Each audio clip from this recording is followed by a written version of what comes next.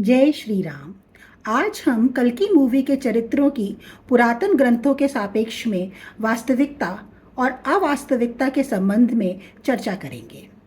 हम यास्किन और भैरव के चरित्रों को समझने का प्रयास करेंगे। इस फिल्म की कहानी पौराणिक कथाओं में निहित है और भविष्य में पेश की गई है।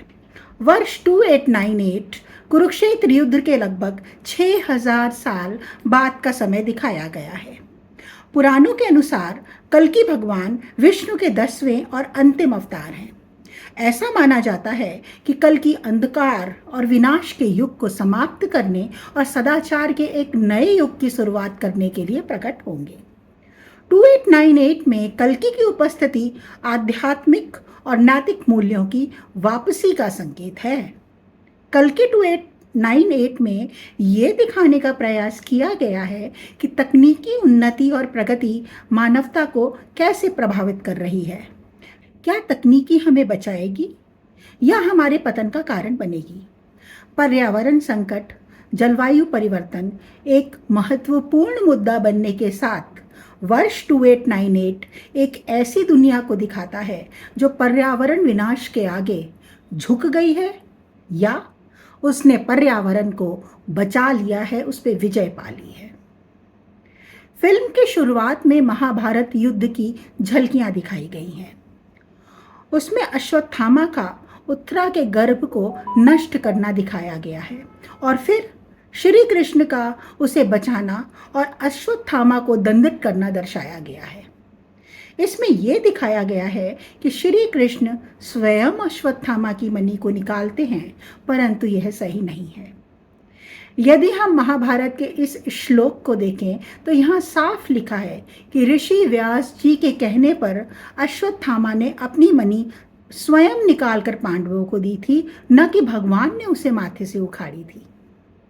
ये एक तरह से पौराणिक कथा का गलत चित्रण है।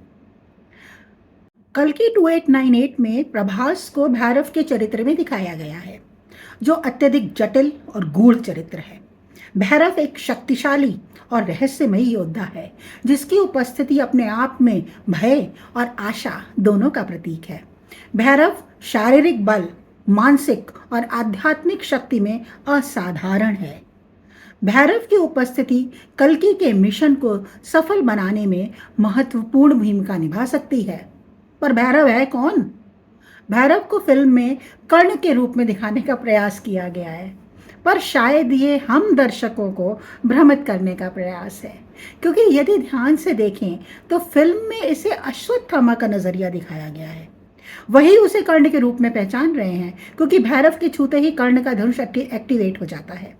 परंतु महाभारत के अनुसार कर्ण तो मृत्यु को प्राप्त होते ही सूर्य में विलीन हो गया था और राजा कुरु को इंद्र ने वरदान दिया था कि कुरुक्षेत्र में मरे हुए सभी योद्धाओं को स्वर्ग की प्राप्ति होगी। तो फिर कर्ण कैसे पुनर्जन्म ले सकता है? इसलिए भैरव कर्ण तो बिल्कुल भी नहीं है। यदि हम कल्कि पुराण के अनुसार बात करें तो उसमें भी लिखा है कि जब कल्कि भगवान पृथ्वी पर आएंगे तब सभी देवता भी पृथ्वी पर जन्म लेंगे और 7 चिरंजीवी तो पृथ्वी पर है ही, वे तो कल्कि की मदद करेंगे ही। परंतु महाभारत का कोई योद्धा पुनर्जन्म लेगा और कल्कि की मदद करेगा, ऐसा विवरण तो कहीं पर भी नहीं है। तो हो सकता है कि भैरव काल भैरव हो, जो काशी और भूदेवी की सुरक्षा के लिए है, क्योंकि जो शहर दिखाया गया है वो भी काशी है और सुमित्रा भूदेवी है, तो उसकी रक्षा का दायित्व काल भैरव पर है। शायद इसलिए वो मूवी के अंत में भूदेवी को लेकर किसी सुरक्षित स्थान पर चला जाता है। ये हुई भैरव की बात। अब आते हैं यास्किन पर, जिसे विलन जैसा प्रदर्शित किया गया है। यास्किन कल्कि तो नहीं है, पर कली भी नहीं है। फिल्म के शुरू में वो साइंटिस्ट से कहता है कि मनुष्यों ने बहुत उत्पात मचाया है, मतलब वो मनुष्यों से खुश नहीं है और वो आज के मनुष्यों के कुकृत्यों से भली भांति परिचित है। इसलिए इससे पहले कि मनुष्य सभी संसाधनों को खत्म कर दें, तो उसने उन संसाधनों को कॉम्प्लेक्स जैसे एक सुरक्षित जगह पर केंद्रित कर दिया है और उस जगह पर सभी का प्रवेश वर्जित है। अगर हम चक्षासु मनवंतर में विष्णु के मत्स्य अवतार की कथा याद करें तो वहां पर हम पाते हैं कि भगवान ने मनु, सत्यव्रत और ऋषियों को आदेश दिया होता है कि वे सभी वेदों, संसाधनों और ज्ञान को एक जगह एकत्रित रखें और जब प्रलय का समय आएगा तो भगवान उनकी रक्षा करेंगे। और फिर जब प्रलय आता है तो डूबती हुई पृथ्वी में से विष्णु मत्स्य अवतार में एक नाव में उन सभी को एक सुरक्षित स्थान पर लेकर के जाते हैं। तो निष्कर्ष ये है कि यास्किन कली तो नहीं है, तो फिर वो कौन है? वो चिरंजीवियों में से एक हो सकता है। पुराणों के अनुसार 7 चिरंजीवी हैं जो अमर हैं और फिल्म में यास्किन को एक रहस्यमयी और शक्तिशाली योद्धा दिखाया गया है। उसके चारों ओर घूमती हुई 5 गेंदें 5 तत्वों का प्रतीक हो सकती हैं। उसने तत्वों को अपने बस में किया हुआ है। ऐसा दिखाया गया है कि यास्किन अपने उद्देश्यों के लिए किसी भी हद तक जा सकता है। वह अत्यधिक कुशल, रणनीतिक और निष्ठावान है। अब एक और प्रश्न उठता है कि यदि वो चिरंजीवी है, कल्कि का सहयोगी है, तो वो संहार क्यों कर रहा है? तो परशुराम भी तो विष्णु अवतार थे। उन्होंने भी पृथ्वी को क्षत्रिय विहीन करने की कसम खाई थी। और जब तक सभी दुष्टों का अंत नहीं हो जाता तब तक कलयुग कैसे खत्म होगा?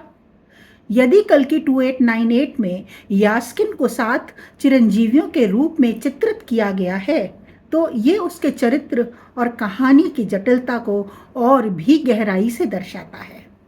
हो सकता है लेखक ने यास्किन के चरित्र में विरोधाभास पैदा किया हो, जिससे उसकी नकारात्मक और सकारात्मक विशेषताएं एक साथ सामने आती हैं।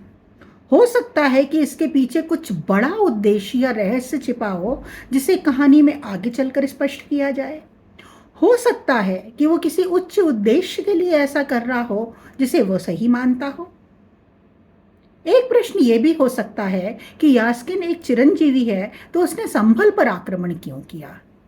यास्किन का संभल पर आक्रमण धर्म की रक्षा के लिए हो सकता है। संभव है कि वह किसी बड़े खतरे को पहले से भांप रहा हो और संभल को उन खतरों से बचाने के लिए यह कदम उठाया हो। वो किसी प्रकार की शक्तियों के संतुलन को बनाए रखना चाहता हो।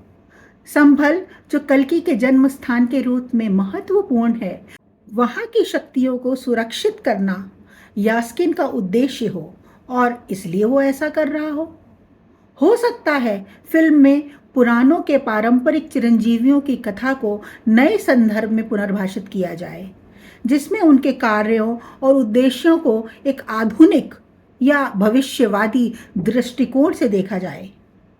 ये सभी संभावनाएं हैं और इसके अलावा भी और बहुत सी संभावनाएं हो सकती हैं, परंतु मुख्य बात यह है कि कल्कि 2898 एक बहुत अच्छा प्रदर्शन है जिसमें सभी कलाकारों ने बहुत ही उत्कृष्ट काम किया है और निर्माता भी पौराणिकता, आधुनिकता और तकनीकी क्षमता को दिखाने के साथ साथ एक प्रकार का सस्पेंस भी बना करके रखने में कामयाब हुआ है।